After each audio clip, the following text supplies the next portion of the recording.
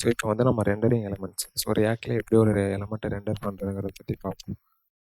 So elements வந்து ஒரு ஒரு பெரிய அப்ளிகேஷனில் ஒரு சின்ன பில்டிங் பிளாக்ஸ் தான். ஸோ நம்ம என்ன பார்க்கணுன்னு ஆசைப்படுறோமோ அதை யூஸ் பண்ணி டிஃபைன் பண்ணுவோம். சப்போஸ் இங்கே ரெண்டரிங் எலமெண்ட்னு இருக்குது. ஸோ இதை அங்கே ஒரு ஹெட்டராக நம்ம பார்க்குறோம். ஸோ இதுக்கு வந்து நம்ம H1 take, H2, H3 so இந்த மாதிரி H6 வரைக்கும் நமக்கு ஹெட்டர் டேக்ஸ் இருக்குது. ஸோ நாம் அதை யூஸ் பண்ணலாம். இதே மாதிரி நமக்கு இங்கே வந்து வெறும் பிளெயின் டெக்ஸ்ட் இருக்குன்னா நம்ம பேராகிராஃப் யூஸ் பண்ணலாம், இல்லைனா ஸ்பேன் யூஸ் பண்ணலாம். அது மாதிரி எலமெண்ட்ஸை யூஸ் பண்ணி நம்ம விஷுவலாக என்ன ஸ்க்ரீனில் பார்க்கணுன்னு நம்ம ஆசைப்படுறோமோ அதை வந்து நம்ம யூஸ் பண்ணி க்ரியேட் பண்ணிக்கலாம். ஸோ இந்த மாதிரி எலமெண்ட்ஸால் ஆனதான் காம்பனன்ட். ஸோ ஒரு காம்பனன்ட்ஸில் மல்டிபிள் எலமெண்ட்ஸ் இருக்கும். ஸோ இதுதான் எலமெண்ட்ஸுக்கும் காம்பனன்ட்ஸுக்கும் உள்ள டிஃப்ரென்ஸ். ஸோ காம்பனன்ட்ஸ் வேறு, எலமெண்ட்ஸ் வேறு. ஸோ எலமெண்ட்ஸ் வந்து நம்ம what we want to see in UI அதை டிஃபைன் பண்ணுறதுக்கு தான் நம்ம எலமெண்ட். ஸோ இந்த எலமெண்ட்ஸால் ஆனது தான் காம்பனன்ட். இப்போ நமக்கு டாப்பில் இங்கே ஹெட்டர் இருக்குது. ஸோ ரியாக்டோட லோகோ இருக்குது, டாக்ஸ் டியூட்டோரியல் இருக்குது. ஸோ ஒரு ஹெட்டர் காம்பனன்ட்னு வச்சுக்கிட்டா ஸோ அதுக்குள்ளே நம்ம இந்த டாக்ஸ் டியூட்டோரியல்ஸ், பிளாக் கம்யூனிட்டி இது எல்லாமே ஒரு லிஸ்ட்டாக நம்ம லிஸ்ட் எலமெண்ட் யூஸ் பண்ணி டிஃபைன் பண்ணலாம். இல்லைனா நேவிகேஷனில் செமண்டிக் எலமெண்ட்ஸ் யூஸ் பண்ணி அதை யூஸ் பண்ணி நம்ம ஸோ இங்கே ரைட் சைடில் உங்களுக்கு பார்த்தீங்கன்னா வெர்டிக்கல் நேவிகேஷன் இருக்குது, ரவுட் பண்ணுறது. ஸோ இதுவுமே வந்து நமக்கு பண்ணி நம்ம யூஸ் பண்ணலாம். ஸோ இது எல்லாமே இது ஒரு காம்பனண்ட்டாக இருந்தாலுமே அதுக்குள்ளே ஸோ இதுதான் வித்தியாசம். ஸோ இது மாதிரி நம்ம எலமெண்ட்ஸ் நம்ம ரெண்டர் பண்ணும்போது ஸோ அது வந்து என்ன பண்ணணும்னா ஃபஸ்ட்டு இந்த ரியாக்ட் டாம்னு ஒன்று. ஸோ அது வந்து என்னென்னா நமக்கு ஆக்சுவல் டாமா அப்டேட். ஸோ என்னவர் ஏதாவது சேஞ்ச் இருந்தால் மட்டும் அது வந்து ஆக்சுவல் டாமா அப்டேட் பண்ணணும்.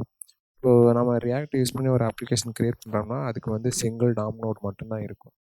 ஸோ இப்போ ஆல்ரெடி வேறு ஒரு ஃப்ரேம் ஒர்க்கில் ஒரு அப்ளிகேஷன் இருக்குது, அதில் போயிட்டு நம்ம ரியாக்ட்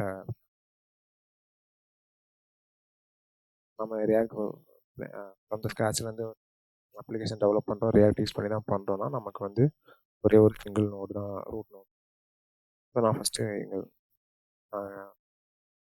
நம்மளோட கிட்டப்லேருந்து நான் வந்து ப்ராஜெக்டை வந்து லோக்கலில் ரன் பண்ணிட்டேன். ஸோ இங்கே 3 லோக்கல் ஹோஸ்ட் 3 ரன் ஆகிட்டு இருக்கு. ஸோ இங்கே பார்த்தீங்கன்னா நான் ஒரு டைமர் வச்சுருக்கேன். ஸோ அது வந்து இப்போ கரண்ட் என்ன டைமோ அதை வந்து ரீச்சஸ் அண்ட் அப்டேட் ஆகிட்டே இருக்கும். ஸோ அதுக்கான கோடு வந்து நான் இங்கே எழுதி வச்சுருக்கேன். டேரெக்டாக app.js ஃபைல்லே நான் எழுதி வச்சுருக்கேன். ஸோ உங்களுக்கு இங்கே பார்த்தீங்கன்னா ஸ்டேட் யூஸ் பண்ணி ஸ்டேட் வச்சுருக்கேன். இனிஷியலாக ஸ்டேட்டோட வேல்யூ வந்து கரண்ட்டாக என்ன டைம் இருக்கோ அது இருக்கும். தென் யூஸ் எஃபெக்டில் நான் ஒரு செட் இன்ட்ரோல் யூஸ் பண்ணி ஒரு டைமர் வச்சுருக்கேன். ஸோ ஈச் செகண்ட் இந்த டைம் அப்டேட் ஆகிட்டே இருக்கும். அது வந்து இங்கே ஸ்டேட்டில் போய்ட்டு அப்டேட் பண்ணிட்டே இருக்கும். ஆனால் இங்கே வந்து ஸ்டேட்டில் இருக்கிற வேல்யூவை டிஸ்பிளே பண்ணுறேன். இது பார்த்தீங்கன்னா உங்களுக்கு நார்மல் ஜேஎஸ்எக்ஸ் தான். இங்கே கர்லி ப்ரெஸில் யூஸ் பண்ணுறேன். ஸோ இங்கே கர்லி ப்ரெஸில் நீங்கள் டைனமிக்காக என்ன டிஸ்பிளே பண்ணணும்னு நினைக்கிறீங்களோ அதெல்லாம் வந்து கர்லி ப்ரெஸில் கொடுக்கலாம். சப்போஸ் இப்போ டைமர் டெக்ஸ்ட்டுங்கிற வேரியபிளில் ஹலோ அப்படின்னு போடுறேன். இந்த டெக்ஸ்ட்டை நான் வந்து இங்கே டிஸ்பிளே பண்ணணும். சரி, இந்த டெக்ஸ்ட் நான் இங்கே டிஸ்பிளே பண்ணலாம். டெக்ஸ்ட்டு தான் இப்போ வந்து கம்பைல் ஆகிட்டுருக்கு. இது கம்பைல் ஆகி வந்து இங்கே நம்ம அந்த வேரியபிள் டெக்ஸ்ட்டில் என்ன வேல்யூ பண்ணணுமோ அது இங்கே நம்ம டிஸ்பிளே ஆகும்.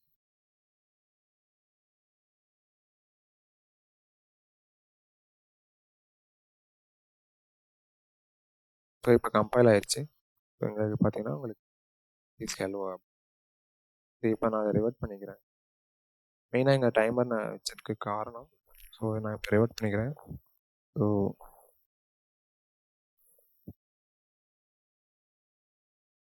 கம்பைல் ஆகுது.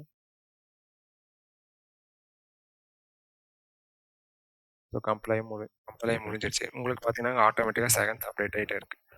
ஸோ இந்த ரியாக்ட் டாமோட ஒரு பெனிஃபிட் என்னென்னா ரியாக்டோட மெயின் பெனிஃபிட்டே நமக்கு வந்து விர்ச்சுவல் டாம். ஸோ அதை வந்து ஆக்சுவல் டாமை எவ்ரி டைம் அப்டேட் பண்ணாமல் every time means whenever change இருக்குன்னா சேஞ்ச் இருந்தாவே அதை வந்து எவ்ரி டைம் பேஜை ரெஃப்ரெஷ் பண்ணி அப்டேட் பண்ணிட்டுருக்காம ஃபஸ்ட்டு வந்து அதை வந்து கம்பேர் பண்ணணும் அந்த சேஞ்ச் என்ன சேஞ்ச். ஸோ இது ஆக்சுவல் டாமை அது வந்து அதான் விர்ச்சுவல் டாம். ஸோ வென்எவர் நம்ம ஏதாவது பேஜில் ரெண்டர் பண்ணுறோன்னா அந்த விர்ச்சுவல் டாம் வந்து ரீகன்சிலேஷனுங்கிற ஒரு ப்ராசஸை ரன் பண்ணும். ஸோ அது என்ன பண்ணணும்னா ஃபஸ்ட்டு ஏதாவது சேஞ்ச் இருக்கா, ஸோ அப்படி சேஞ்ச் இருந்ததுன்னா அது எந்த எலமெண்ட்டில் இருக்குது, எந்த காம்பனண்ட் இந்த எலமெண்ட்ல இருக்கு. அப்போ அந்த எலமெண்ட் மட்டும் அப்டேட் பண்ணா போதுன்ட்டு அந்த எலமெண்ட்ட மட்டும் அப்டேட் பண்ணோம். ஸோ இங்க பார்த்தீங்கன்னா, இதுக்கு H2 டேக்ல நான் இந்த டைமர் டிஃபைன் பண்ணியிருக்கேன். ஸோ பார்த்தீங்கன்னா, இந்த H2 இந்த எலமெண்ட் மட்டும் அப்டேட் ஆயிட்டே இருக்கு. இந்த எலமெண்ட்ல இந்த டைம் மட்டும் பார்த்தீங்கன்னா, இந்த எலமெண்ட் மட்டும் அப்டேட் ஆயிருக்கு. மத்த எந்த எலமெண்ட்டுமே அப்டேட் ஆகல. அதாவது இந்த பேஜே கம்ப்ளீட்டா ரிஃப்ரெஷ் ஆகல. நமக்கு எந்த எலமெண்ட்ல சேஞ்ச் இருக்கோ அந்த எலமெண்ட் அப்டேட் ஆயிட்டே இருக்கு. ஸோ இதுதான் வந்துட்டு இதோட மெயின் விர்ச்சுவல். இப்படிதான் வந்துட்டு ஸோ அதே மாரி இங்க பார்த்தீங்கன்னா, நான் app.js வந்து index.jsல இது பண்ணியிருக்கேன். அது பார்த்தீங்கன்னா, இந்த ரூட் பார்த்தீங்கன்னா, React DOMல ரூட். இதில டாக்குமெண்ட்.கெட் எலிமெண்ட் பை ஐடியில எலிமெண்ட்ல நான் என்னென்னலாம் React கோட் எழுதுறோமோ, அதெல்லாம் வந்துட்டு இந்த ரூட் எலிமெண்ட்ல அந்த டாம்ல தான் அது எங்க இருக்குன்னா, HTML ஃபைல்ல நாம ஒரு ரூட் எலிமெண்ட் டிஃபைன் பண்ணியிருக்கோம். ஸோ நான் சொன்ன மாரி Reactல ஒரே ஒரு சிங்கிள் ரூட் நோடு தான் இருக்கும். ஸோ நம்ம கம்ப்ளீட் ரியாக்டோட என்னென்ன கோட் எழுதுறோமோ அது எல்லாமே கடைசியில் இந்த ரூட் எலமெண்ட்டில் தான் நம்ம வந்து டாம் ட்ரீ மேனிபுலேட் பண்ணி ரன் பண்ணணும்.